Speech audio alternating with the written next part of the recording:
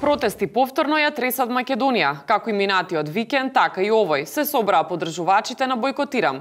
Нашиот репортер е на терен.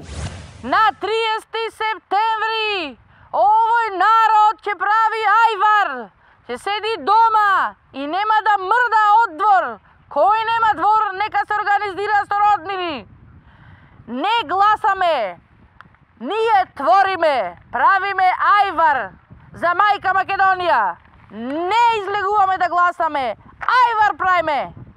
Така, студио, се наоѓаме на едно место каде што во 12 часот требаше да се случи протест на Бојкотирам, кој што се против референдумот и сметаа дека на 30 септември треба да се остане дома и да се прави ајвар. И по тој повод ќе се позборуваме со организаторката, воедно една многу моја драга пријателка, со Анкица. Зашо не се случи протестот?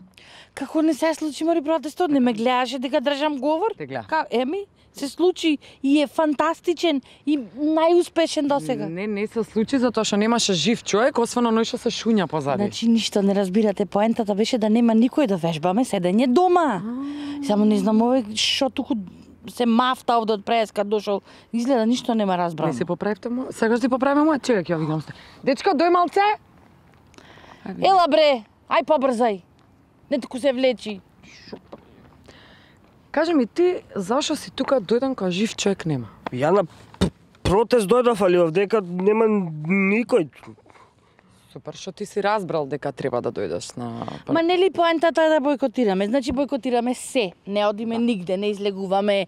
И протестот беше вежбање да седиш дома, да не ти текне случајно на 30 и да излезиш. Како си разбрал наопаку?